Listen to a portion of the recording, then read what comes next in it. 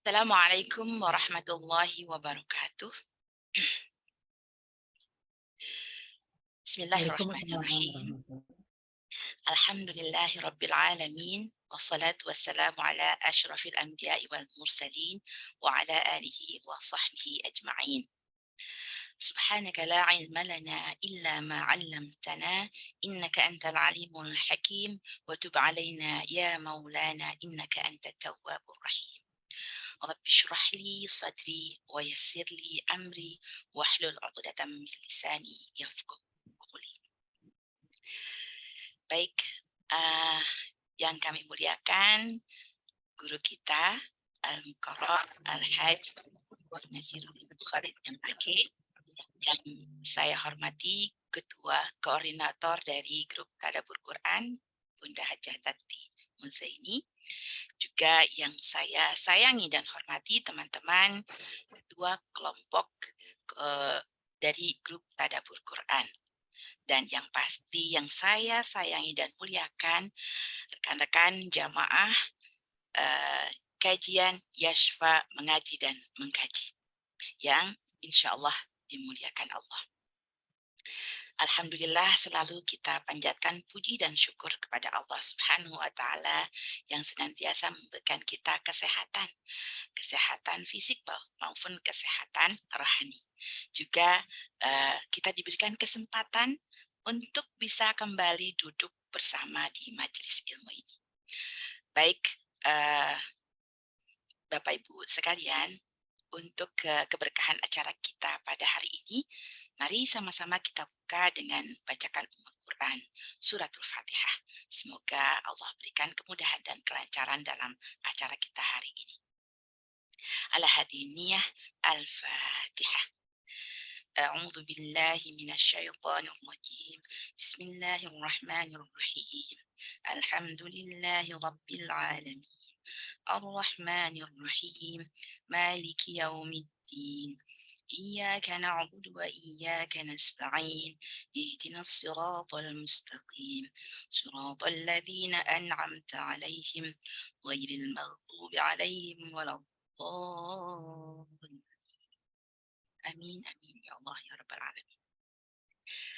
Bapak Ibu sekalian, seperti biasanya pada acara kajian Yashfa mengaji dan mengkaji, susunan acaranya adalah pembukaan, kemudian nanti akan ada pembacaan ayat-ayat suci Al-Quran yang akan dipaparkan oleh Ustadz nanti, dan kemudian dilanjutkan dengan tadabbur Al-Quran.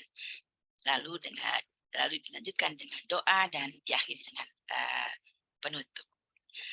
Baik, untuk itu, untuk acara kita hari ini yang mana tepatnya pada tanggal sekarang ini, tepat jatuh pada tanggal 16 Ramadan 1440 Hijriah. Semoga kita senantiasa diberikan keistiqomahan dalam menjalankan ibadah di bulan yang mulia ini. Bapak Ibu sekalian, mari sama-sama kita lanjutkan acara kita dengan mendengarkan lantunan ayat-ayat suci Al-Quran yang nanti akan ditadabburi oleh guru kita. Kali ini Ustadz akan menjelaskan dan menerangkan tentang isi dari Quran Surat Al-An'am ayat 143 sampai dengan 146. Mari sama-sama kita dengarkan lantunan ayat-ayat suci Al-Quran yang akan disampaikan oleh Ustazah Nuraini Husin. Dan kepada Bapak Ibu sekalian, silahkan juga mengikuti dari tempat masing-masing. Kepada Ustazah Nuraini, silahkan. Terima kasih Bunda Kinang. Sama-sama. Assalamualaikum warahmatullahi wabarakatuh. Waalaikumsalam warahmatullahi wabarakatuh. Mari kita buka surat Al-An'am ayat 143 sampai 146 yang insya Allah akan dibacakan hari ini. Baik. A'udzu billahi minasy syaithanir rajim. Bismillahirrahmanirrahim. Thamaniyata azwaj minal dha'ni itsnaini wa minal ma'zi itsnain. Qul adzakaraini harrama amil unsayaini amma ishtamalat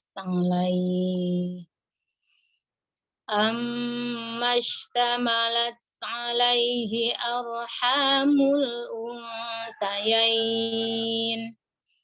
Nabbi'uni bi'ilmin in kuntum shadiqin. Wa minal iblis naini wa minal baqaris nain. Qul azzakaraini harrama amil unsayaini amma ishtamalat alaihi arhamul unsayain. Am kuntum syuhada'a idh wassakumullahu bihadza. Faman azlamu mimman iftara 'ala Allahi kadziban liyudillan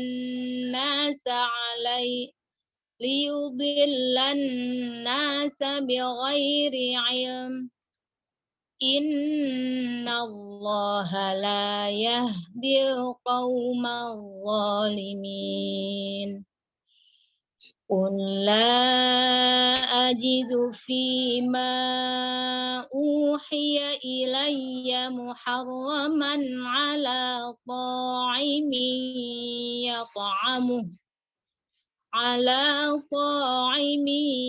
yat'amuhu illa an yakuna maitatan aw daman masfuhan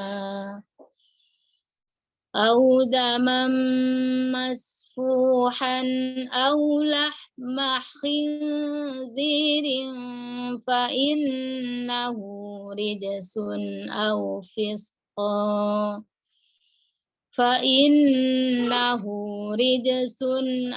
fisqan uhilla lighairillahi bih. Faman idurra ghaira baghin wala 'adin fa inna rabbaka ghafurur rahim. Wa 'alal ladzina hadu harramna kulladzi ghufur. Wa minal baqari wal ghanami harramna 'alaihim syuhumahuma illa ma hamalat zuhuruhuma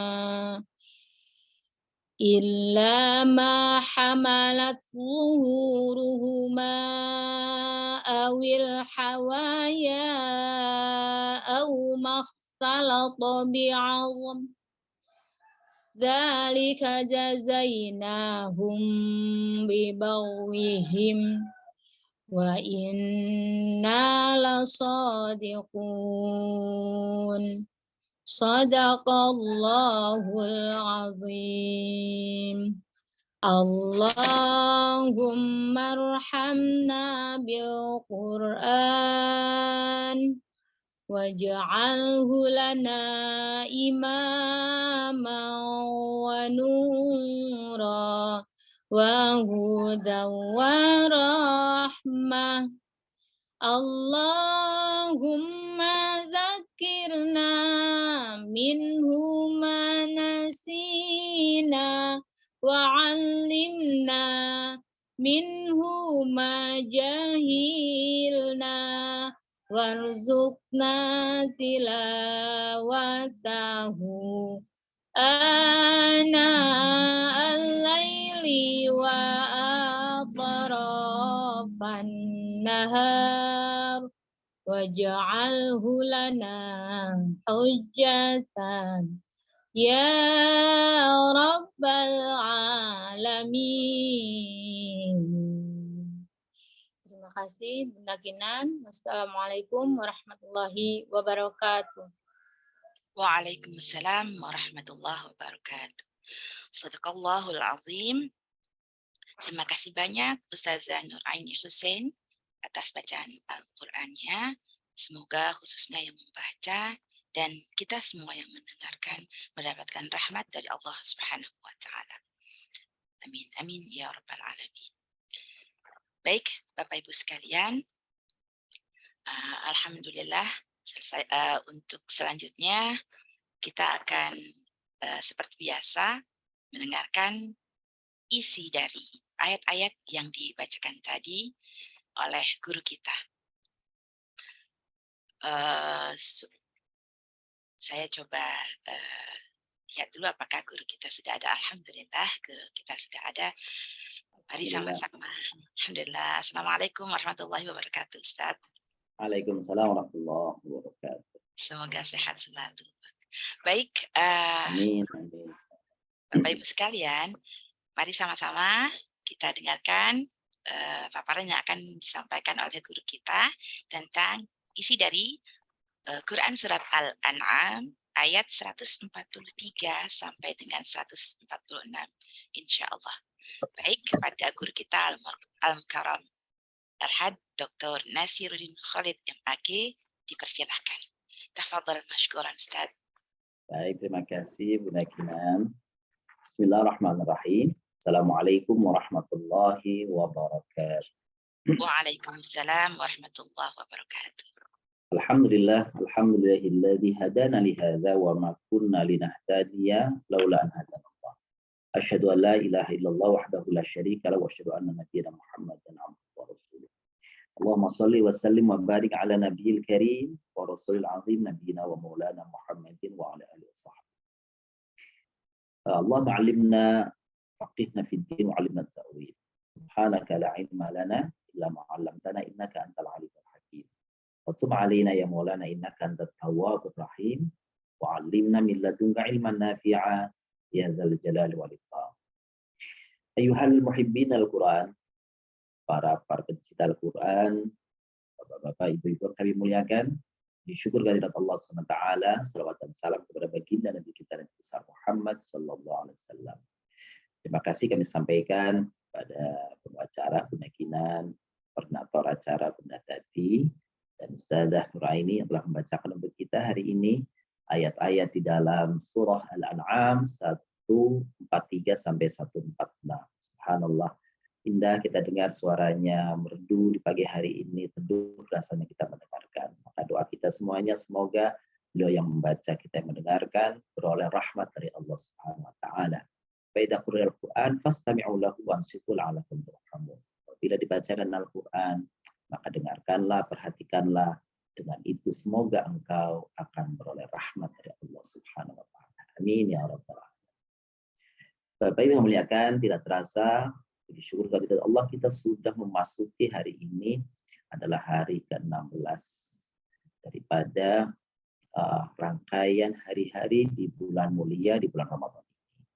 Maka tidak ada harapan kita, semoga hari-hari yang lalu yang sudah kita lalui dari awal Ramadan sampai hari ini, kecuali harapan kita bahwa Allah Subhanahu wa taala terima semua amal ibadah kita. Allah ridho kepada amalan kita. Semua yang kita laksanakan, entah salat fardunya, salat sunnahnya, qiyamul lailnya, tilawatul Qur'annya, infak sedekahnya, dan seluruh yang kita lakukan, kebaikan-kebaikan yang kita lakukan. Bukankah kita berharap bahwa di bulan Ramadan ini, sebagai janjinya bahwa Allah SWT akan melipat gandakan kebaikan bagi orang-orang yang mengamalkan kebaikan di bulan Ramadan. Kalau melaksanakan kewajiban, maka seperti akan dilipat gandakan seperti orang melaksanakan 70 kebaikan di bulan Ramadan, di luar bulan Ramadan. Dan orang melaksanakan kegiatan amalia sunnah, maka akan dilipat gandakan jadi 10 kali lipat jika dibandingkan di luar bulan Ramadan. Alangkah indahnya Alangkah begitu nikmatnya beribadah di bulan Ramadan. Maka pantaslah ada sebuah ungkapan, lau ta'lamu ummati ma fi Ramadan. La tamanna wa in takuna ayyakuna syahruhu kulla sanah Ramadan. Antakuna kulla sanah Ramadan. Atau antakuna sanah kullaha Ramadan. Seandainya orang mengetahui alangkah indahnya Ramadan bagi dirinya, maka dia akan berharap bahwa seluruh hari-hari sepanjang tahun itu adalah Ramadan. Syukurnya bahwa Allah SWT kita memberikan kepada kita Ramadan yang jumlahnya 1 bulan ini. Dan insya Allah setelah Ramadan, Rasulullah SAW mengatakan, hendaklah seorang Muslim melanjutkan 6 hari berpuasa di bulan Syawal. Maka kalau ia melakukannya, maka seakan-akan dia melakukan itu ibadah selama 1 tahun. Subhanallah. Jadi begitulah rahmat Allah SWT. Termasuk ayat-ayat yang kita baca hari ini adalah bentuk rahmat Allah Subhanahu wa taala kepada kaum mukminin yang tidak Allah berikan kepada kaum-kaum yang lainnya sebelum kita. Bagaimana ayatnya? Di ayat 143 Allah Subhanahu wa taala berfirman, "Thamaniyata azwaj min ad-dha'n itsnain wa min al-ma'z itsnain. Qul adzakaraini harrama amil unthayain amma ishtamalat alaihi arhamul unthayain. Nabi'uni bi'ilmin in kuntum shadiqin." Pertama, ayat ini sesungguhnya jawaban Allah SWT terhadap kemarin. Bagaimana sikap, tindakan, perilaku orang-orang musyrik yang mengharamkan apa yang dihalalkan oleh Allah dan sebaliknya mengharamkan yang dihalalkan dan menghalalkan yang dilarang. Di ayat ini Allah Subhanahu wa taala memerintahkan kepada Nabi sallallahu alaihi wasallam agar apa? Agar menyampaikan kepada orang-orang yang semau-maunya merubah-rubah hukum, membolak-balikan hukum, agar mereka coba diajak bicara oleh Nabi, coba berpikir, apakah logika mereka itu ajab? Apakah cara berpikir mereka itu benar? Ataukah semau-maunya? Maka apa yang difirmankan oleh Allah di dalam surat ini adalah ajakan Allah, penyampaian dari Allah bahwa apa yang dilakukan oleh orang-orang musyrik itu sesungguhnya tidak benar. Secara akal, secara logis nggak benar. Maka Allah menyatakan seperti ini. Thamaniyata azwaj. Ada 4 pasangan. 4 hewan bersama masing-masing pasangannya. Apa 4 hewan itu? Dha'n. Al-dha'n itu domba. Domba jantan, domba betina. Terus al-ma'iz. Ma'iz itu adalah kambing. Kalau domba itu kan yang banyak bulunya ya. Yang banyak bulu itu namanya domba. Jantan dan betina. Wa minal baqar. Ya. Oh, di sini sebutnya ya. Tamaniyat azwaj min ad-dha'n itsnain min al-'azib itsnain qul adzakarini harrama amil unthayain. Nah, kalau di sini baru disebutkan 2 diantaranya ya, nanti di ayat setelahnya.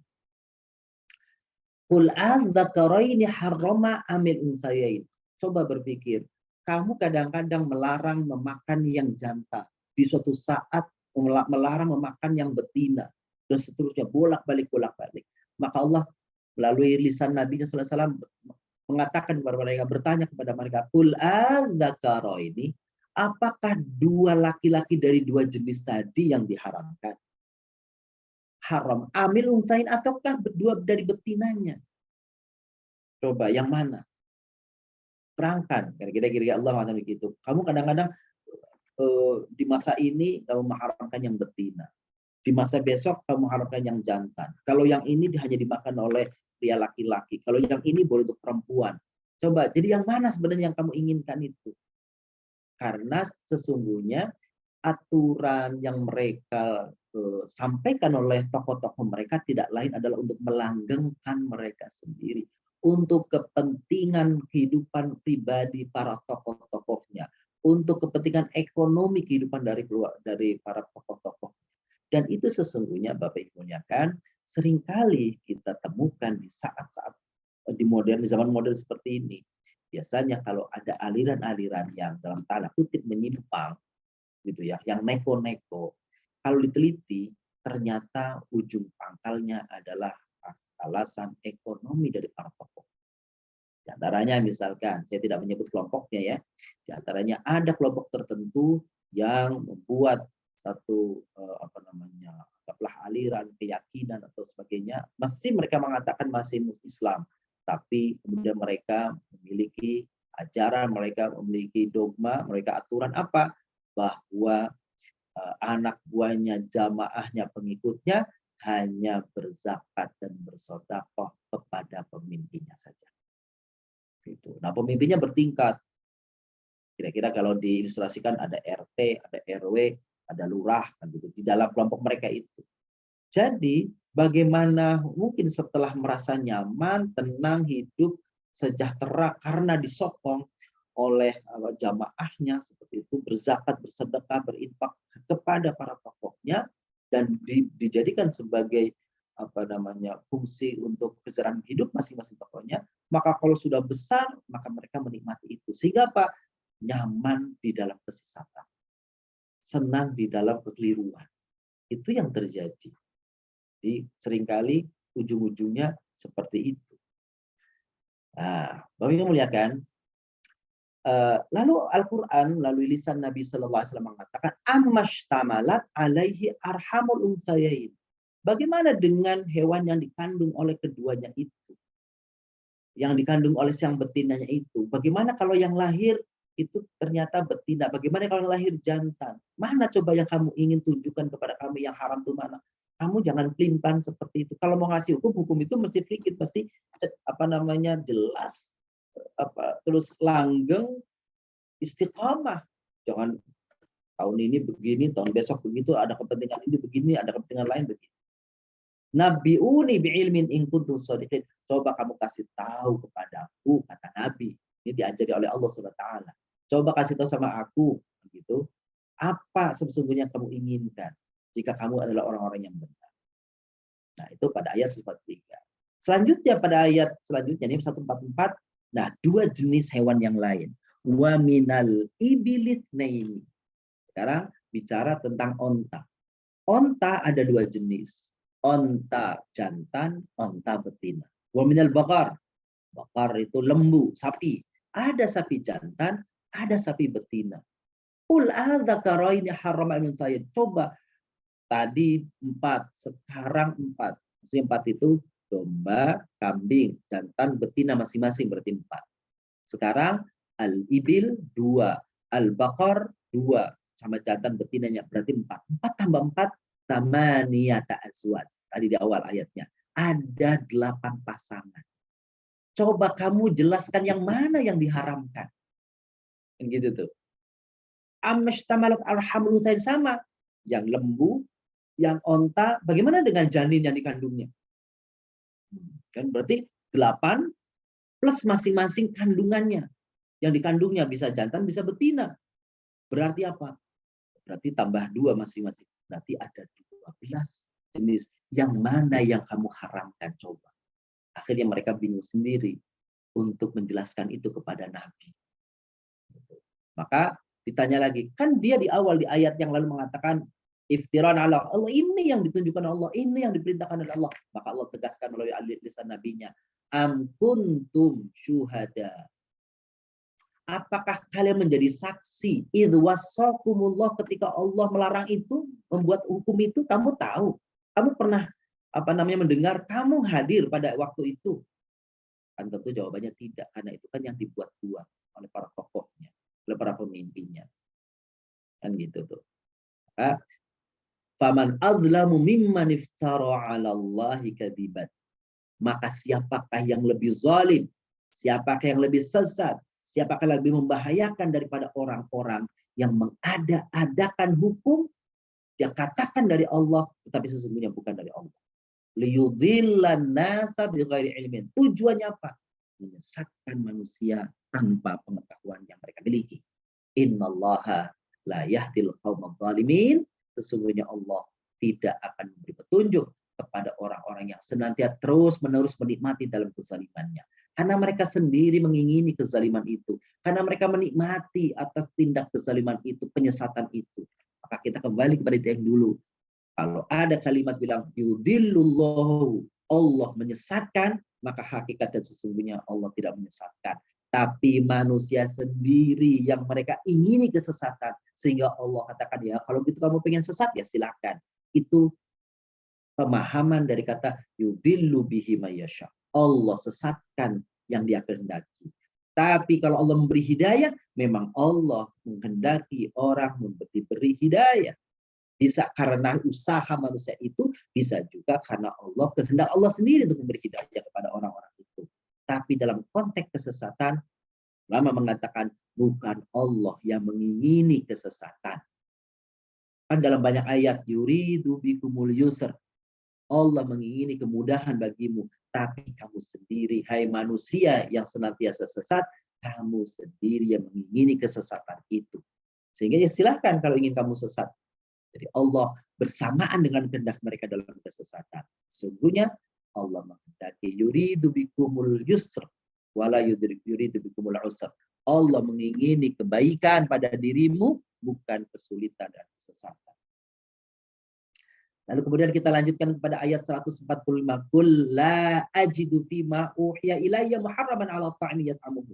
Maka Nabi SAW diperintah oleh Allah, katakan kepada mereka, hai Nabi, pada orang-orang kafir itu, ma ajid, aku tidak dapati dalam wahyu yang Allah perintahkan kepadaku sebagai Nabi, kata Nabi. Muharraman 'ala ta'imin. Yang diharamkan memakannya bagi orang yang memakannya. Enggak ada tuh. Kecuali, ini Bapak Ibu akan kita masuki. Ini yang di dalam syariat Nabi SAW. Kalau syariat orang musyrik macam-macam, mengharamkan mereka yang diingini oleh mereka, oleh tokoh-tokohnya. Sehingga ruwet hidup itu. Nah, di dalam Islam, karena ada pertanyaan kira-kira dialog antara Nabi sama orang Quraisy, kalau engkau apa yang diharamkan dalam syariatmu, hai Nabi? Maka di dalam konteks ini, Nabi menyebut ada 3 secara nyata fisik hewan diharamkan dalam ayat ini. 1 dalam prosesnya, jadi ada 4 jenis yang diharamkan di dalam Islam. Nah, ini tidak menjadikan, ini perlu digarisbawahi Bapak Ibu, tidak menjadikan bahwa kalau ayat ini dipegang, yang lain berarti tidak hukumnya halal, enggak. Jadi ulama mengatakan ayat ini pada surat Al-An'am 145 ini konteksnya adalah menjawab pertanyaan daripada orang-orang Quraisy. Adapun nanti ada ayat yang lain, ada hadis yang lain yang menyatakan apa saja yang diharamkan oleh Allah. Tapi dalam konteks ayat ini, pertama, apa yang diharamkan? Maitah. Maitah itu yang mati tanpa disembelih. Itu namanya maitah. Bangkai kalau bahasa kita. Kecuali 2 pengecualian oleh Nabi hadisnya. Apa itu? Ikan dan belalang. Kalau ikan dan belalang, maka tidak perlu menunggu disembelih, apalagi bagi kalian disembelihnya kan gitu. Jadi kalau bangkai ikan boleh dimakan tanpa harus disembelih. Memang susah disembelihnya, bagaimana disembelihnya? Kan seperti itu ya. Jadi bangkai ikan dan belalang boleh disantap, dimakan tanpa menyembelih sepanjang itu juga 2 tadi yang dihalalkan, sepanjang tidak mengandung bahaya secara medis. Kan sering Bapak Ibu dengar, Ibu lihat ya, ada ikan di pulau mana atau di pantai mana yang dalam jumlah yang besar tiba-tiba secara serentak mati. Gitu ya. Nah, ini kan bahaya. Ini bisa jadi karena ada keracunan kan gitu, bisa karena mungkin dia ada zat-zat bahaya yang dikonsumsinya, yang dimakannya, seperti itu. Maka tentu saja haramnya memakai ikan ini bukan karena ikannya, tetapi karena ada bahaya yang kalau dikonsumsi manusia. Jadi kita memahami memang ada beberapa prosesnya. Ada yang diharamkan itu karena objeknya, karena hewannya, ada yang karena prosesnya, karena ada juga yang karena dikhawatirkan pengaruh kepada manusia, maka diharamkan karena adanya bahaya. Pertama, maitah, bangkai, haram bilang. Maka saya pernah menyampaikan di dalam pertemuan kita dulu ya Bapak Ibu ya, hati-hati dengan apa namanya ibu-ibu yang belanja ayam, misalkan gitu, kan standarnya kan ayam yang gampang ya. Kalau daging sapi kan kita nggak tahu, sudah tinggal daging aja udah digelantungan gitu. Kita nggak tahu kayak bagaimana kepala dan sebagainya kan gitu ya. Yang gampang ayam lah. Jadi kita berusaha bahwa kenapa Allah mengharamkan bangkai itu pernah saya sampaikan di dalam pertemuan kita yang lalu, karena Allah mengingini orang itu, manusia itu sehat. Sebab kalau bangkai yang dimakan, maka sesungguhnya itu mengandung banyak bahaya bagi manusia. Darah yang kotor tidak keluar ketika dia jadi bangkai. Dan itu sangat bahaya bagi manusia. Yang kedua, daman masfuh, darah yang mengalir. Nah, ini untuk darah Bapak yang muliakan dikecualikan dua yang boleh, nggak termasuk yang diharamkan. Apa itu? Hati dan limpa. Jadi kalau darah yang mengalir, nggak boleh. Yang ditada, kayaknya ada dalam tradisi masyarakat tertentu, ada yang namanya, kalau di mana itu namanya marus. Gitu ya. Ada lagi yang namanya didih atau apapun di daerah mana namanya. Kalau ada orang menyaring atau menyimpan ya darah yang mengucur dari hewan yang disembelih, lalu darahnya di apapun diperlakukan seperti apapun, tadi taruh di kulkas dan sebagainya, sehingga dia lalu kemudian freeze, dia menjadi keras, lalu digoreng dan sebagainya, ini haram. Haram. Gitu ya, kecuali yang dari dalamnya, yang dari sejak awalnya dia tidak mengalir, hati ya, limpa ya, kan gitu ya, atau darah yang menempel di daging, boleh kalau itu. Yang tidak boleh itu menyengaja menyimpan, menadah darah ketika hewan itu disembelih, lalu darahnya dia makan, itu yang nggak boleh, haram itu. Kembali lagi, kenapa haram? Sekali lagi, karena Allah mengingini manusia itu sehat. Karena Allah mengingini manusia itu sehat. Darah yang disimpan, yang ditadah oleh orang ketika seekor hewan itu disembelih, maka itu isinya adalah penyakit. Bukankah Bapak Ibu yang muliakan? Suatu saat merasa ada sesuatu di dalam tubuh kita, datang ke dokter, lalu dokter mengatakan kita besok cek ada penyakit apa? Apa yang diambil? Darah. Begitu darahnya diambil, masuk ke lab, kelihatan semua tuh penyakitnya. Waduh, penyakit ini gula darah, hipertensi, ginjal, macam-macam. Ketahuan semua tuh dari darah. Dan ini dan itu semuanya. Kalau untuk cek tipes aja dari darah, untuk cek dulu demam berdarah dari darah. Jadi dari situlah bersumber penyakit. Untuk itu Allah mengingini manusia ini sehat. Tidak boleh mengkonsumsi hal-hal yang berbahaya. Itu yang kedua. Jadi daman masfuhan artinya darah yang mengalir. Kalau darahnya tidak mengalir, atau ketika disembelih kita makan daging yang di dalamnya ada masih darahnya, dicuci kok masih darahnya ketika dibelah, itu nggak masalah. Atau kita makan sop sop tulang, begitu pas makan disuruh, ternyata darahnya, misalnya masih ada titik-titik darahnya, nggak masalah. Boleh.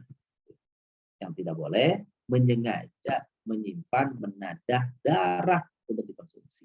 Nah, yang ketiga, aulahma khinzirin.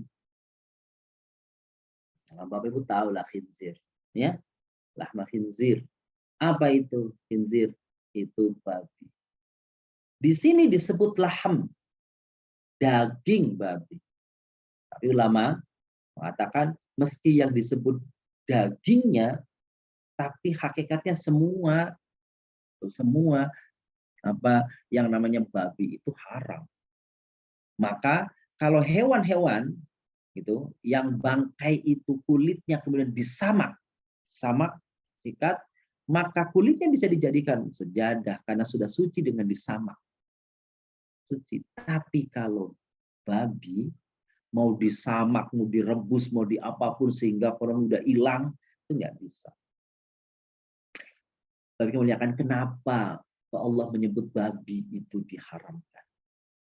ternyata ada ulama, ada ahli, ya bukan ulama, ada ahli medis, ada ilmi ahli. Salah satunya adalah ada tokoh yang dapat hadiah Nobel, tokoh kedokteran ya, hadiah Nobel namanya Alexis Carrel, ya. Alexis Carrel di dalam buku yang The Unknown Man itu menyebut bahwa babi itu hewan sofrati.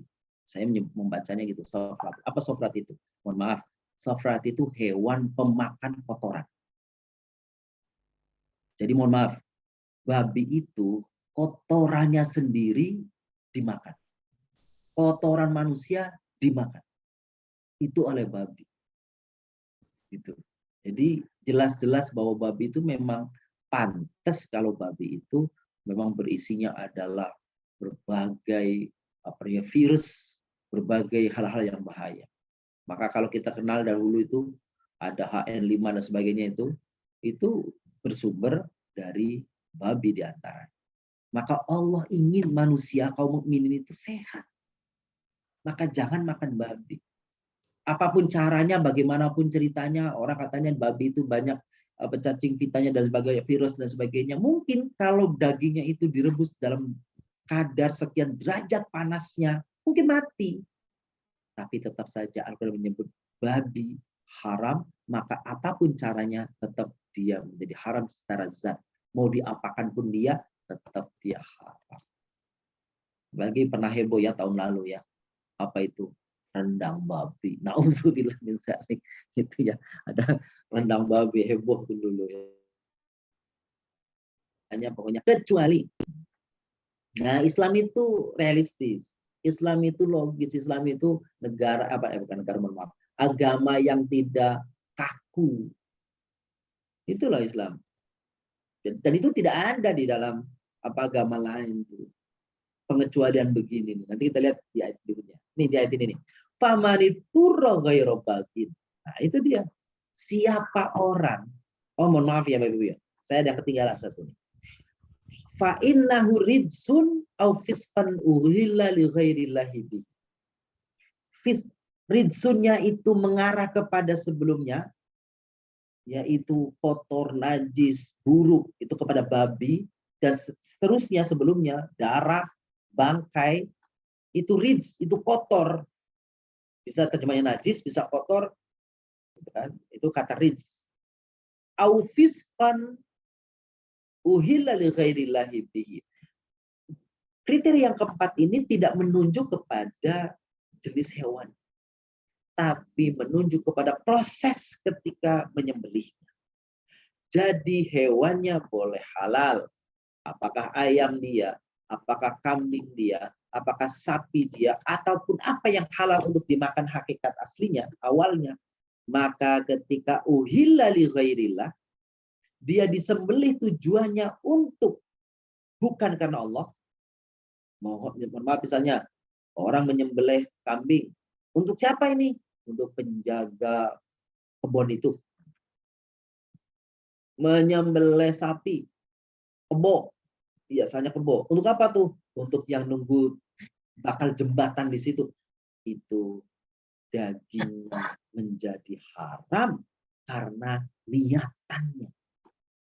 Maka Islam ingin manusia itu lurus tauhid kepada Allah, tidak macam-macam. Tidak mempersembahkan sesuatu untuk selain Allah. Maka haramnya binatang yang disembelih bukan karena Allah, kita tadi, maka haramnya bukan jenis daripada hewannya, tapi haramnya karena niat ketika dia menyembelihnya. Hati-hati tuh. Jadi kalau ada, mohon maaf dulu namanya mungkin apakah sesajen, apakah namanya tumbal, apakah namanya apa begitu. Dulu sering dengar saya itu. Kalau ada orang bikin jembatan di mana gitu ya, bikin jembatan. Lalu supaya jembatannya nanti ini dan itu, dipotongkan kepala kebo. Taruh kepala kebonya di situ. Terus yang lainnya untuk mayoran, yang lainnya untuk pesta-pesta. Nah itu haram hukumnya. Kebonya kan halal, betul aslinya halal. Tapi karena penyembelihannya untuk diserahkan kepada penunggu, bukan untuk Allah, bukan karena Allah, maka hal yang demikian itu yang diharamkan. Kalau seseorang menyembelihnya karena Allah, lalu dagingnya disedekahkan kepada manusia yang lain, kepada orang yang lain, oh itu bagus. Jadi dulu Bapak Ibu muliakan itu, dan mungkin sampai sekarang ya di wilayah-wilayah pantai itu Bapak Ibu pernah dengar ya, ada tradisi namanya sedekah laut, ya, ada tradisi namanya pesta laut. Zaman dulu paling tidak ini konteksnya di Cirebon lah, di tempat kami di Cirebon. Itu zaman dulu kalau ada orang di masa panen laut atau tadi sedekah laut atau apapun namanya, maka mereka itu kemudian menyengaja menyembelih, ada yang mampu mungkin yang biasa menyembelihnya ayam sekian, yang mungkin punya hartanya banyak, nelayan yang hartanya banyak, mungkin dia menyembelih kambing, yang kaya menyembelih kebo dan sebagainya. Niatnya apa? Akan disedekahkan untuk penunggu laut agar nanti di kemudian tahun yang akan datang hasil tangkapan lautnya lebih banyak. Itu begitu tuh. Maka mereka kemudian rame-rame disembelih terus dilempar, dibuang di tengah laut. Nah, kemudian oleh Raja ya, Kasunanan di Cirebon itu yang memang orang berpendidikan dan memiliki pemahaman agama yang baik, begitu. Lalu kemudian tradisi itu diputar sedikit, diatur sedikit sehingga kemudian tidak menjadi seperti di awal. Jadi apa? Mereka kemudian menyembelih di darat dengan niat karena Allah, lalu disedekahkan, tapi bukan untuk laut sedekahnya, tetap prosesnya ke laut. Tapi apa? Dikumpulkan anak-anak yatim, anak-anak duafa, diajak masuk naik perahu, dimasakkan semua masakannya, mereka sama-sama laut ke tengah laut, makan apa yang sudah disembelih dan dimasak tadi, berdoa di sana semoga Allah berikan keberkahan dan tangkapan hewan yang lebih baik di masa depan. Kan jadi bagus. Sekarang jadi bagus. Maksudnya apa itu? Tidak ada mubazir, caranya benar, niatnya benar, seperti itu. Nah, kadang-kadang tradisi kita seperti itu. Nah, perlu ada, karena yang ngomong raja, ya, sultan ya, raja gitu ya, di Kesultanan Cirebon itu, jadi masyarakatnya dengar. Nah, disinilah pentingnya orang-orang yang memiliki power, orang yang memiliki kekuatan untuk bisa merubah kesesatan, kezaliman, gitu. Maka pantas kalau Nabi mengatakan begini, Bapak yang muliakan, man ra'a minkum munkaran falyughayyiru biyadihi. Gitu kan? Fa illam yastati' fa bilisanihi wa illam yastati' fa bi qalbi. Itu kan kalau dilihat dari bunyi hadisnya kan, siapa yang melihat kemungkaran maka lakukan dengan tangannya, dengan lisannya atau dengan hatinya. Oke, itu dari sisi makna letterleh hadis tadi, makna kata hadis tadi. Tapi sesungguhnya ada makna besar yang mesti dipahami dari hadis tadi. Apa artinya? Melakukan perubahan dengan tangan, tentu saja itu maksudnya power. Siapa power?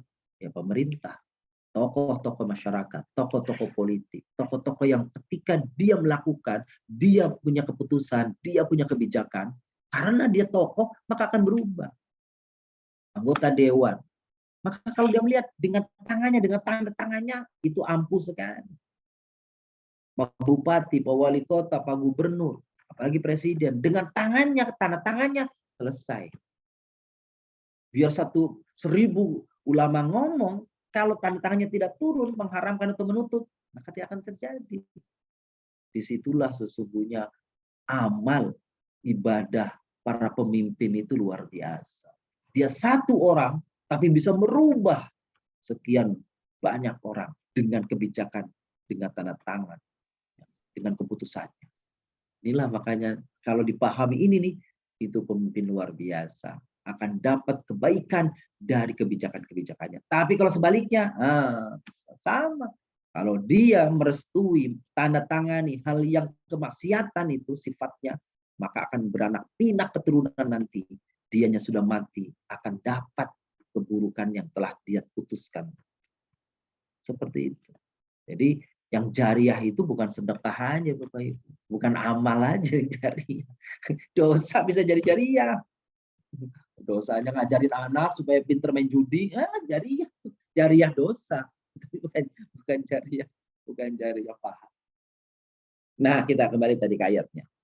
Famaniturro ghairu bagin, kalau pada satu kondisi terdesak, darurat, ya, urgent, ekstrim, ghairu bagin, tapi syaratnya bukan karena apa? Bukan karena hobi, bukan karena senang. Wala adin, bukan karena kebiasaan. Maka boleh mengkonsumsi yang diharamkan di atas tadi.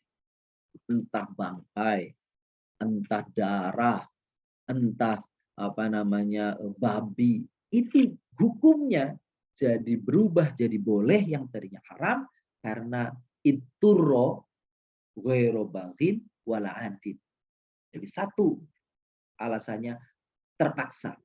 Tapi terpaksanya kemudian jangan diikuti juga kenapa? Karena bukan karena senang. Contohnya apa? Cukup untuk menahan seseorang itu dari bahaya kematian.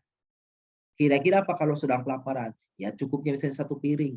Satu piring babi misalnya, mohon maaf ya. Satu piring daging babi dimasak, dibakar atau dipanggang namanya. Cukup untuk menahan dari kematian segitu misalnya. Ya cukupnya segitu. Kalau setengah piring ya setengah piring. Artinya apa? Untuk mengganjal jangan sampai dia mati, maka itu jadi boleh. Tapi kalau nambah, nah jadi haram. Itu namanya hobi. Itu namanya senang. Itu namanya suka. Dan haram itu. Wala adin, dan bukan terus menerus. Nah, itu bukan darurat. Gitu. Jadi tidak berlebihan dan tidak juga terus menerus. Ya. Oke. Itu ayat ke 46.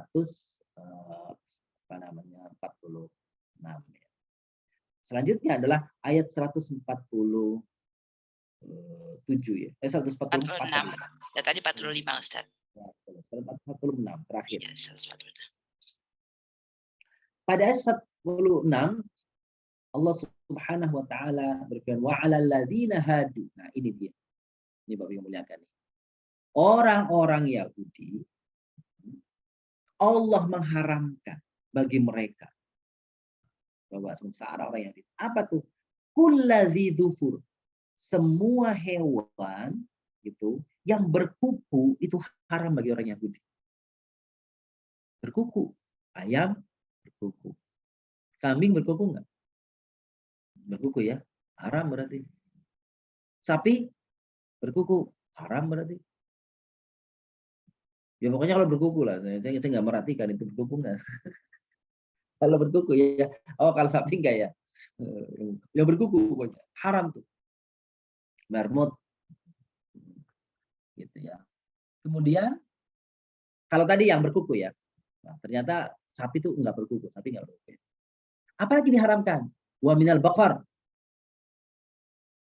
Sekarang lembu, sapi. Ghanam, kambing. Haramna alaihim syuhumahuma. Apa yang dilarang? Yang dilarang dari domba dan kambing itu apa? Adalah lemak. Lemaknya nggak boleh. Nggak boleh makan lemak. Ada kambing, ada sapi. Nggak boleh. Nggak boleh ada yang lemaknya. Illa ma hamalat zuhuruhuma. Kecuali yang lemaknya tadi nempel di punggung. Di punggung nempel. Ketika disembelih ada nempel di punggung, nyatu dengan punggungnya. Nah, itu boleh. Atau lemak yang nempel di perut. Gitu. Diisi perutnya. Nah, itu boleh. Atau lemak yang bercampur dengan tulang. Tuh. Itu boleh. Kenapa itu jadi susah begitu sih? Makan ini nggak boleh, berkuku nggak boleh. Ya. Nggak boleh makan lemak yang ada di sapi, di kambing. Padahal itu mereka sebelumnya suka. Kenapa? Gitu. Karena ya mereka sendiri yang membuat susah.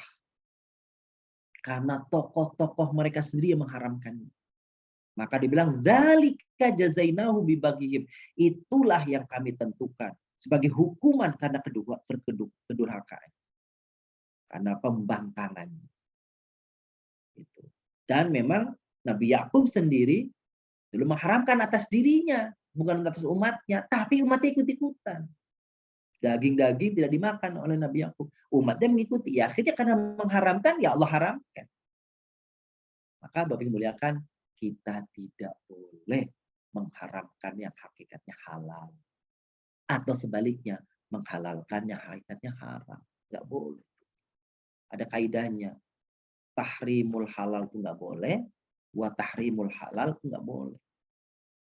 Gitu. Dan pelakunya itu bisa dianggap melakukan perbuatan syirik. Karena apa? Mengada-adakan kekuatan hukum di luar Allah dalam konteks kehalal dan haraman.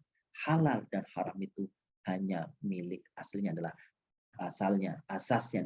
ketentuan Allah dan Rasulnya. Jadi nggak bisa manusia itu ujuk-ujuk mengharamkan yang dihalalkan atau menghalalkan. Maka mohon maaf kalau menurut saya rasanya tidak benar kalau dalam pandangan Islam ada orang mengharamkan makan daging-dagingan hidup. Ada orang namanya vegetarian. Makan, saya nggak tahu persis ya konsep hidup mereka tentang vegetarian. Ini sih dalam bayangan saya saja, mohon maaf Bapak Ibu.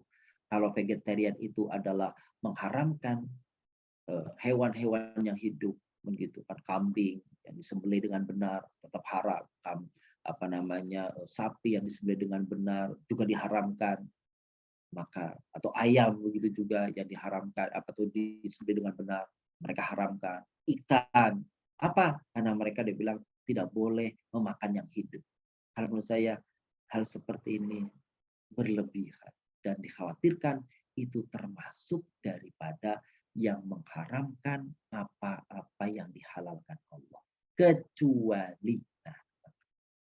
Kecuali individu-individu orang yang menurut advice, menurut saran daripada orang yang dipercaya secara medis, dokter dalam hal ini, atau ahli gizi dalam hal ini, pada diri seseorang karena terdapat ada mungkin penyakit tertentu, ada kadar-kadar tertentu pada dirinya yang jika makan tertentu itu dapat meningkatkan, dapat memicu naiknya darah, jantung dan sebagainya, sehingga berbahaya bagi dia, maka ini kemudian betul bagi seseorang ini di waktu tertentu maka boleh menghindari makanan-makanan yang sesungguhnya dihalalkan tadi karena ada pertimbangan medis yang dibenarkan syariat. Tapi kalau semata-mata pertimbangannya bukan itu, tidak mau memakan yang bernyawa, itu salah. Karena Allah hadirkan. Coba Bapak Ibu bayangkan, rasanya ayam ini setiap hari bukan hanya ribuan ya, bukannya jutaan manusia itu makan ayam luar biasa, tapi rasanya ayam nggak habis-habis. Gitu. Karena Allah mengingini bahwa itu memang buat mereka, kan gitu ya. Dan seterusnya. Tapi binatang yang diharamkan oleh Allah ya segitu-gitu aja, nggak disembeli juga segitu-gitu aja. Tapi ayam, kambing, sapi, karena Allah menghalalkannya dan yang lain yang dihalalkannya, maka pertumbuhannya, maka perkembangbiakannya, maka kelahirannya cepat karena Allah ingin bahwa yang dihalalkan itu memang Allah sediakan dan seterusnya. Demikian Bapak yang muliakan tentang hukum menghalalkan, mengharamkan di dalam Islam. Tidak boleh semena-mena. Mengharamkan dan menghalalkan adalah ketentuan dari Allah Subhanahu wa taala dan Rasulnya. Begitu, kecuali ada sesuatu yang tidak disebut dalam Al-Quran, tidak disebut di dalam hadis Nabi Sallallahu Alaihi Wasallam secara rinci, secara jelas, tapi ada kriteria-kriterianya, maka ulama kemudian mengharamkan itu karena kriteria yang sudah dibuat Al-Quran dan hadis, maka itu bukan artinya mengada-adakan sesuatu yang haram, yang asalnya halal. Tidak, tetapi karena ada cantolan hukumnya, ada cantolan kriterianya yang sudah disebut di dalam Al-Quran ataupun hadis. Berbeda dengan orang-orang lain. Inilah rahmat yang Allah berikan kepada Islam, kepada umat Islam. Apa yang menjadi kesulitan orang-orang Yahudi dan orang musyrik dahulu, di dalam Islam ternyata dibolehkan. Kecuali hanya sedikit saja yang diharamkan. Itu pun pertimbangannya karena ingin menjaga kelangsungan hidup daripada orang-orang yang beriman. Alhamdulillahirabbil alamin. Untuk sementara demikian penaginan. Terima kasih. Alhamdulillah. Terima kasih Ustadz, jazakallah khair atas ilmu-ilmunya. Semoga keberkahan dan kemuliaan selalu Allah limpahkan kepada Ustadz. Amin ya rabbal alamin. Amin. Ya Rabbal Alamin. Bapak Ibu jamaah sekalian, alhamdulillah hari ini kita menambah lagi ilmu tentang isi dari kandungan dari Al-Qur'an, terutama untuk surat Al-An'am ini, ayat 143 sampai 146.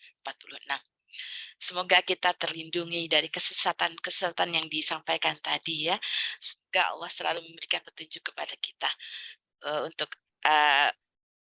untuk dapat terhindar dari hal-hal yang sesat itu.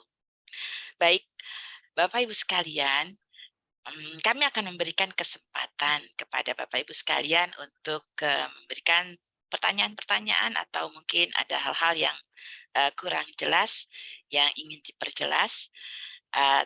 Sebelumnya saya sedikit ingin memberikan kepada Ustadz mungkin apabila ada hal-hal atau update yang akan disampaikan tentang kegiatan Yashfa mungkin Ustadz.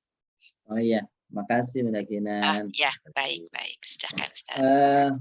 Pertama mungkin mengingatkan Bapak Ibu muliakan minggu depan Jumat depan ya, Bunda tadi ya kita akan ada khatmil Quran. Nah, insyaallah ya.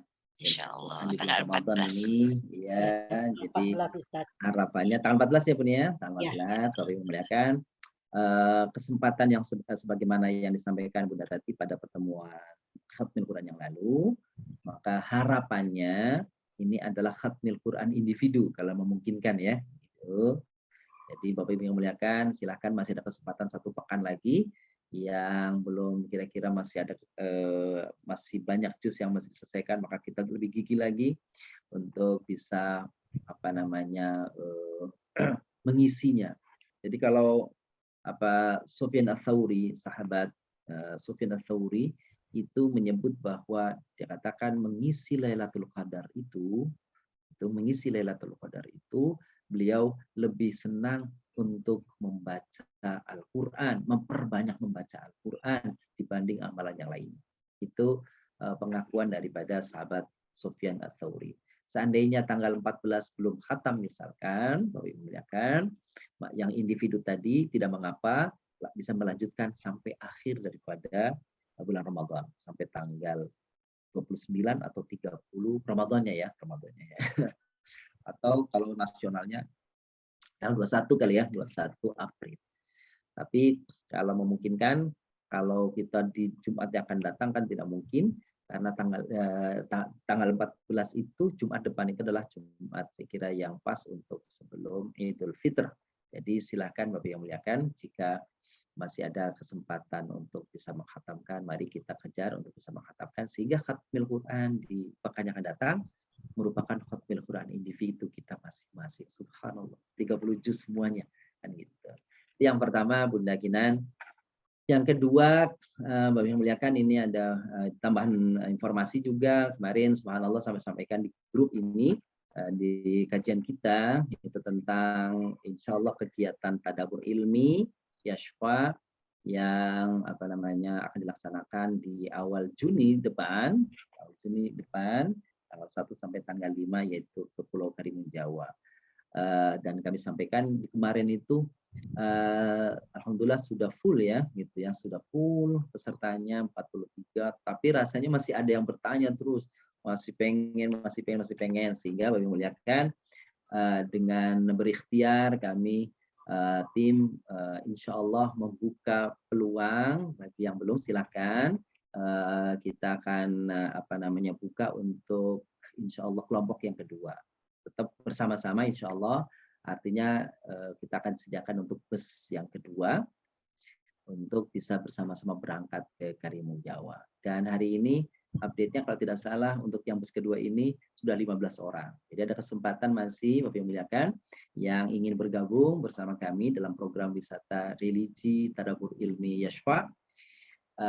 Silahkan mendaftar di online ya, kalau memungkinkan itu di www ya www ya gitu ya www.bit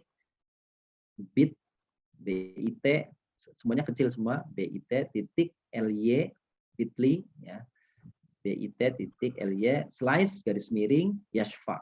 Yashfanya YASYFA. Kecil semuanya. Silakan mendaftar di sana. Kalau tidak, Bapak Ibu muliakan, silakan Bapak Ibu bisa melalui ketua-ketua kelompok apa namanya di grup masing-masing dengan terlebih dahulu untuk biaya booking seatnya senilai 500.000.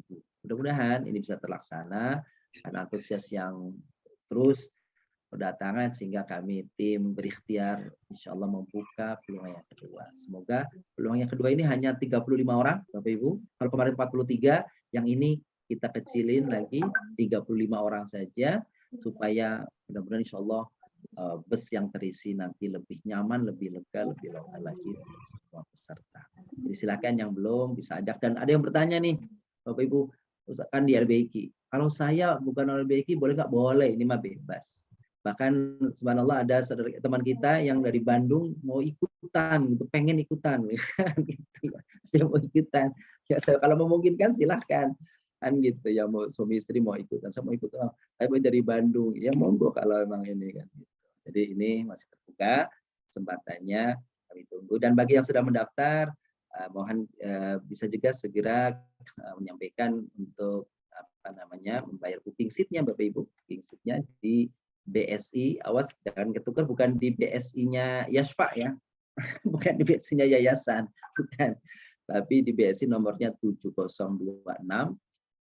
ya, 451854 ya, 7026 ya 451854 atas nama saya. Silakan nanti notifikasinya nanti akan sampai ke tim insya Allah. Saya kira itu Bunda Kinan dan Bapak Ibu muliakan untuk informasi update tentang kegiatan Yashfa. Oh iya, tambahan sedikit untuk kegiatan kajian pagi kita, Yashfa mengaji dan mengkaji, itu Sabtu dan Ahad besok masih ada ya Bapak ya. Iya. Lalu setelah itu kita akan beralih di malam-malam genap Bapak Ibu. Di malam-malam genap, malam tanggal 20 Ramadan, malam 22, malam 24, 26, 28. Dan subhanallah para guru insya Allah sudah siap. Guru-guru kita akan menambah ilmu kepada kita. Tema besarnya nih. Jadi setiap tahun ada tema besarnya ya. Kita punya khas nih Yashfa, punya tema besar. Tema besarnya apa nih? Ngeri nggak ya? Perjalanan menuju akhirat. Masya Allah. Perjalanan menuju akhirat. Jadi sangat itu kita siap-siap ya dari mulai ajal kematian, alam kubur, lalu kemudian step selanjutnya adalah mahsyar, step selanjutnya adalah mizan, dan step selanjutnya sirat, surga neraka. Jadi ini betul-betul masa depan kita. Jadi kita harus tahu. Jadi silakan mengajak, memuliakan keluarga dan sebagainya. Kajiannya malam setelah tarawih jam 8:30 malam, insya Allah seperti itu sampai dengan jam 10 malam. Kita akan bersama-sama di Zoom seperti ini, tapi waktunya malam. Jadi yang pagi, kajian pagi seperti ini, 10 hari terakhir, sementara kita off-kan terlebih dahulu. Begitu ya. Nah, terima kasih Bunda Kinan. Baik, Ustadz. Alhamdulillah. Ya, mudah-mudahan nanti informasi-informasi yang Ustadz sampaikan tadi akan dilanjutkan oleh para ketua koordinator untuk anggotanya masing-masing, sehingga memudahkan untuk bagaimana mendaftarnya ya Ustadz ya, untuk membantu jamaah sekalian yang berminat untuk ikut dalam tadabur ilmi yang luar biasa ini. Mudah-mudahan tidak disia-siakan kesempatannya ya teman-teman jamaah sekalian. Dan kita coba untuk memberikan kesempatan ya Ustadz, barangkali ada yang ingin memberikan pertanyaan atau menanyakan yang kurang jelas. Pada Bapak Ibu jamaah sekalian, boleh silakan menghidupkan mikrofonnya bila ada hal-hal yang ingin ditanyakan berkaitan dengan materi tadi yang disampaikan tentang isi kandungan dari surat Al-An'am ayat 143 sampai dengan 146. Baik. Sambil menunggu mungkin ya Ustadz, Sambil Ya. menunggu, saya coba untuk sedikit menyampaikan kepada jamaah sekalian. Hari ini alhamdulillah jatuh pada hari Jumat di bulan yang mulia, di bulan Ramadan. Saya ingin mengajak kembali mungkin Bapak Ibu sekalian yang ingin menambahkan amalannya yang mungkin ada kelebihan rezeki saat ini, kepingin untuk menambah ibadah pada saat subuh ini, saya menampilkan kiris yang mungkin Bapak Ibu bisa langsung beramal pada hari yang mulia ini, di pagi yang mulia ini. Insya Allah yang kita tahu bahwa di bulan yang mulia ini Allah melipat gandakan seluruh ibadah kita. Jadi silakan Bapak Ibu yang ingin coba untuk beramal, menginfakkan, bisa lihat di layar kacanya, bisa langsung untuk mengaktifkan mobile bankingnya untuk beramal sebesar apapun. Jadi silahkan saja, saya akan tampilkan ini sambil menunggu pertanyaan-pertanyaan dari rekan-rekan sekalian. Gimana caranya, Bun? Oh, boleh. Caranya, Bunda ada mobile banking. Nanti dilihat di situ, dibuka. Ada setelah dibuka untuk seperti Bunda mau belanja. Nah, ada tiris di situ. Nah, nanti Bunda sorotkan ke layar ini, ke kiris ini, ke QR code ini. Nah, ikuti aja nanti ada lanjutan. Ya, mungkin Ustadz bisa bantu. Silakan Bunda kalau mau mencoba. Jadi gini, Bun. Ya, ini ada kemudahan untuk orang berdonasi melalui QRIS ya, atau QRIS. Pada handphone tertentu Bapak Ibu itu ada aplikasi mobile di bank. Mobile banking kita itu biasanya entah di bank tertentu ya, sebut aja bank apa Mandiri, bank BNI, bank BCA dan sebagainya lah kan begitu. Itu ada kalau kita punya mobile banking di handphone ya, mobile banking di handphone itu biasanya ada kalau kita minta ke bank itu ada aplikasi QRIS namanya. QRIS itu seperti yang ada di layar bagian. Fungsinya adalah kalau kita mau belanja dan sebagainya tidak perlu cash gitu ya. Uangnya cukup dinyalakan aplikasinya di handphone itu, lalu nanti membayar dengan itu. Termasuk juga bersedekah berdonasi. Tinggal handphone kita arahkan ke kode, ke barcode itu kode yang itu ya, titik-titik itu tuh hitam itu. Nanti Bapak Ibu tinggal arahkan ke situ, nanti akan muncul. Kalau kita punya krisnya ya di handphonenya, akan muncul. Dan bisa minimal infak hanya Rp10.000 juga bisa. Dan insya Allah itu tidak ada biaya seperti kalau kita transfer dan sebagainya. Itulah kemudahan-kemudahan. Jadi nanti nggak mesti sekarang, tapi Bunda Kinan tadi mengajaknya di pagi ini, tidak apa-apa kan gitu. Kapan waktu? Nanti kan sholat Jumat, Bang. Ya, gimana Bun? Bagaimana Bun? Belum paham, udah saya transfer aja. Oh iya, ini sih benar karena aplikasi QRIS ini hanya bagi Bapak Ibu yang punya aplikasinya di handphone ya. Saya transfer yang ke 99 itu ya Ustaz. Iya sama itu benar itu. Betul. Jadi ini juga sama kalau ini di sini itu kalau yang punya aplikasi. Nggak punya. Apa melalui apa? Iya. Nanti juga saya share di grup mungkin QRIS ini ya. Barangkali Bapak Ibu nanti yang kepingin iseng-iseng ada saatnya kepingin tiba-tiba pingin berinfak, bisa langsung kok. Bisa langsung. Begitu mudahnya kalau kita mau berinfak saat ini ya Ustaz ya. Baik, hanya sedikit aja memberikan kesempatan kepada Bapak Ibu sekalian mungkin ingin memanfaatkan momen saat ini. Ya, di hari yang mulia ini, di hari Jumat, yang mungkin biasa berinfak di hari Jumat, mungkin di subuh hari belum melaksanakannya karena ada kajian hari ini, boleh saat ini bisa langsung begitu. Baik. Alhamdulillah saya sudah bisa tuh barusan. Masya Allah Pak Alan. Iya begitu mudahnya ya Pak Alan. Mudah sekali iya. Tinggal disorot kemudian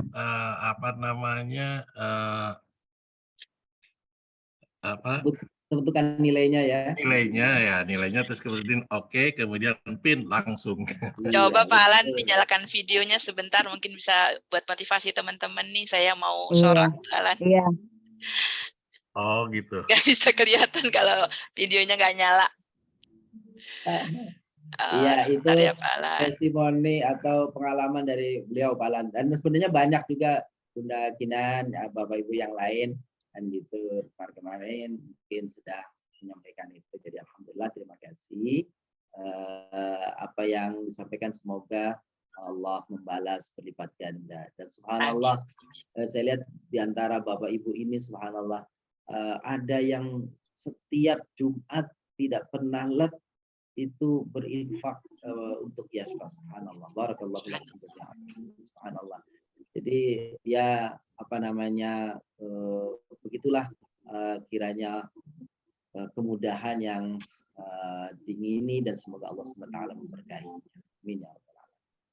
Baik. Alhamdulillah Jadi ya Pak Alan. jalan udah ini ya, udah coba bisa ya tadi ya. Nah, sudah jadi apa namanya, krisnya saya ini kan pakai ini, nah itu kan HP. jadi ya pakai HP, kemudian di dalam aplikasi bankingnya, klik, kemudian muncul kan itunya nomor Yaspa gitu kan, tulis nominal, kemudian setelah nominal saya klik lagi, Iya. kemudian muncul apa, silakan masukkan PIN gitu, dimasukkan PIN.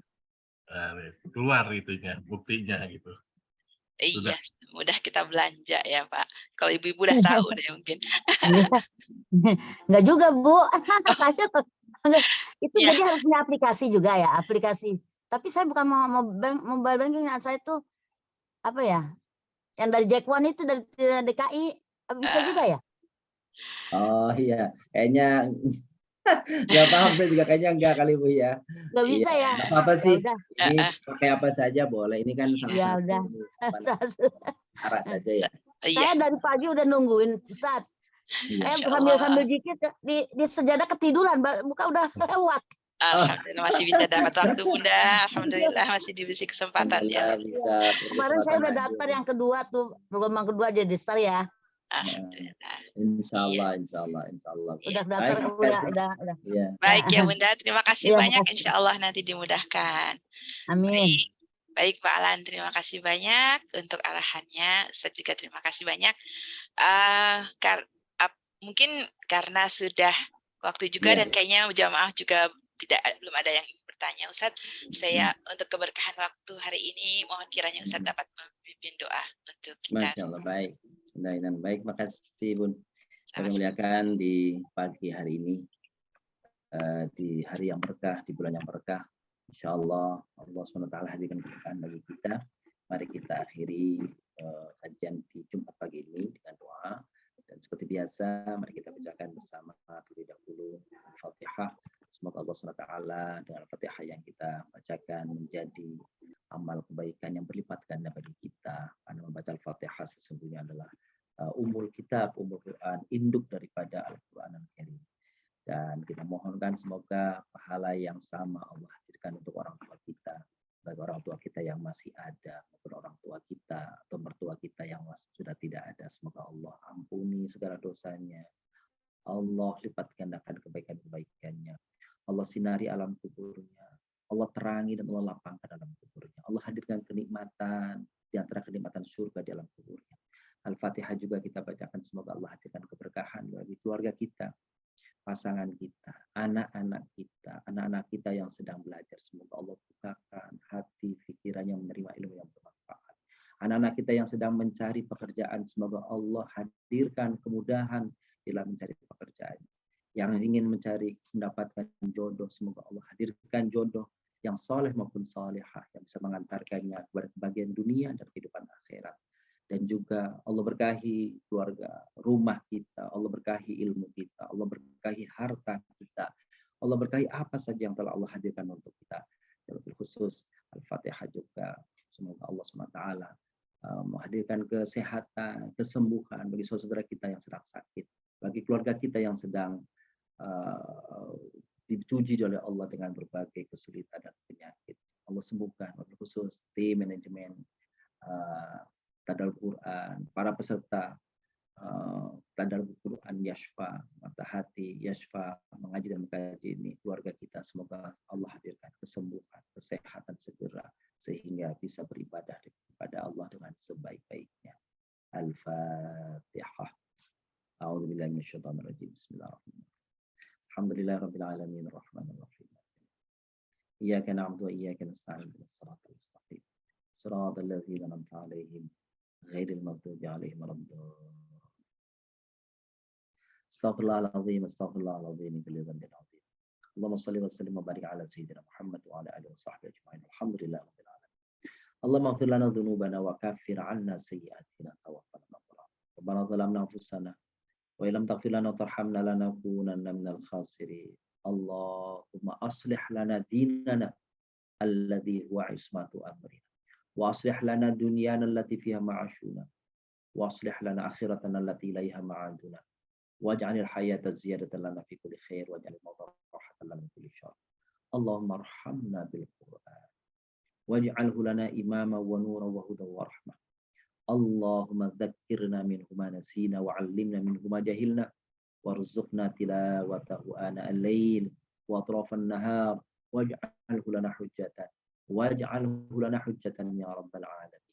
Allahumma ja'alna Qur'ana rabi'a qulubina wa nura sudurina wa jala ahzanina. Ya Allah, jadikan Al-Qur'an yang kami baca sebagai penerang dalam hati kami, penyejuk hati kami, sebagai dalil kepada kebenaran agama-Mu ya Allah, yang akan membentengi kami dari kemaksiatan, yang membentengi kami dari kesesatan, yang akan menghantarkan kami ke surga-Mu ya Allah, yang akan menemani kami dalam alam kubur kami ya Allah, yang akan menjadi pendamping kami nanti menuju sirat ke surga-Mu ya Allah, dan akan mendampingi kami di dalam kesulitan-kesulitan alam mahsyar kami. Al-Quran yang kami baca ya Allah, hadirkan kebaikannya, keberkahannya, rahmatnya, pahalanya bagi kami dan bagi orang tua kami. Rabbana taqabbal minna innaka antas samiul alim. Tub 'alaina ya maulana innaka antat tawwabur rahim. Rabbana atina fid dunya hasanah wa fil akhirati hasanah wa qina adzabannar. Sallallahu ala nabiyyina Muhammadin nabiyil ummi wa ala alihi washabbihi wasallam. Subhana rabbika rabbil izzati amma yasifun. Assalamu alaikum. Amin, amin ya rabbal alamin. Terima kasih banyak Ustadz untuk doanya. Saya ucapkan terima kasih banyak kepada jamaah sekalian yang sudah hadir pada saat ini. Semoga niat kita, ibadah kita pada hari ini diterima oleh Allah Subhanahu wa taala dan mendapatkan balasan yang setimpal. Amin ya rabbal alamin. Mari kita tutup kajian ini dengan membaca kafaratul majlis. Subhanaka Allahumma wa bihamdika asyhadu an la ilaha illa anta astaghfiruka wa atubu ilaik. Amin ya rabbal alamin. Sampai ketemu lagi untuk besok dan hari Ahad. Kita akan masih ada kajian Yasma mengaji dan mengkaji, dilanjutkan dengan kajian Qiyam Ramadan. Insyaallah kita bertemu kembali dalam keadaan sehat afiat semuanya. Untuk besok masih sama Bunda, masih sama. Untuk besok masih sama. Insyaallah. Mudah-mudahan ketiduran. Amin, amin. Ya. Assalamualaikum warahmatullahi wabarakatuh. Assalamualaikum. Waalaikumsalam warahmatullahi wabarakatuh. Terima kasih.